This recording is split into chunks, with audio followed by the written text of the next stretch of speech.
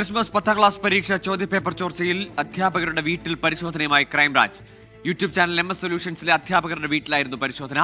ചോദ്യം ചെയ്യലിന് ഹാജരാകാൻ നോട്ടീസ് നൽകിയിട്ടും അധ്യാപകർ ഹാജരായിരുന്നില്ല. വിവരങ്ങളുമായി മിഥില ബാലൻ ചേരുന്നുണ്ട്.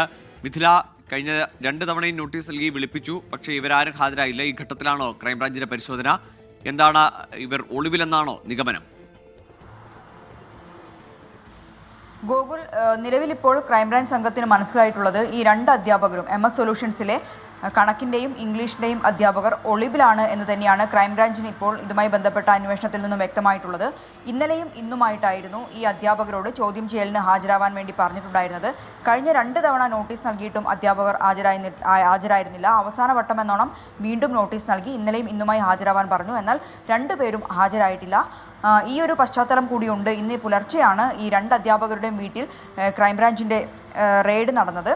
ക്രൈംബ്രാഞ്ചിൻ്റെ റെയ്ഡ് എന്ന് പറയുമ്പോൾ പുലർച്ചെയായിരുന്നു.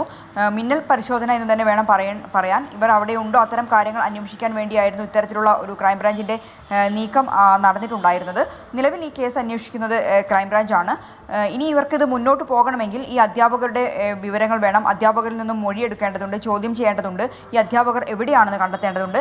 മറ്റൊന്ന്, ഈ ഷുഹൈബ് ഇപ്പോഴും ഒളിവിലാണ്. മുൻകൂർ ജാമ്യം ഇന്ന് പരിഗണിച്ച സമയത്ത് പ്രോസിക്യൂഷനെതിരെ അല്ലെങ്കിൽ സർക്കാരിനെതിരെയുള്ള ഒരു വിമർശനമാണ് കോടതിയുടെ ഭാഗത്തുമുണ്ടായത്. ഗൂഢാലോചന കുറ്റം എന്തുകൊണ്ട് ചുമത്തി, അല്ലെങ്കിൽ ഗൂഢാലോചന കുറ്റം ചുമത്താനുണ്ടായ സാഹചര്യം എന്ത്, ഒരാൾ ഒറ്റയ്ക്കാണോ ഈ ഗൂഢാലോചന നടത്തിയത് തുടങ്ങിയ ചോദ്യങ്ങളാണ് പ്രോസിക്യൂഷന് നേരെ ഇന്ന് കോടതി ഉന്നയിച്ചിട്ടുണ്ടായിരുന്നത്. അടുത്ത മാസം 3-നാണ് ഈ കേസ് പരിഗണിക്കുക. നിലവിൽ എന്തുതന്നെയായാലും ഈ 3 പേരെ, ഒന്ന് ഈ MS സൊല്യൂഷൻസിൻ്റെ CEO ഷുഹൈബ്, മറ്റൊന്ന് ഈ 2 ചോദ്യപേപ്പർ ചോർന്ന കണക്കിൻ്റെയും ഇംഗ്ലീഷിൻ്റെയും അധ്യാപകർ, ഈ 3 ആളുകളുടെ കാര്യത്തിൽ ക്രൈംബ്രാഞ്ചിന് കൃത്യമായ ഒരു വിവരം നിലവിലില്ല. ഇവർ ഒളിവിൽ തന്നെയാണ്.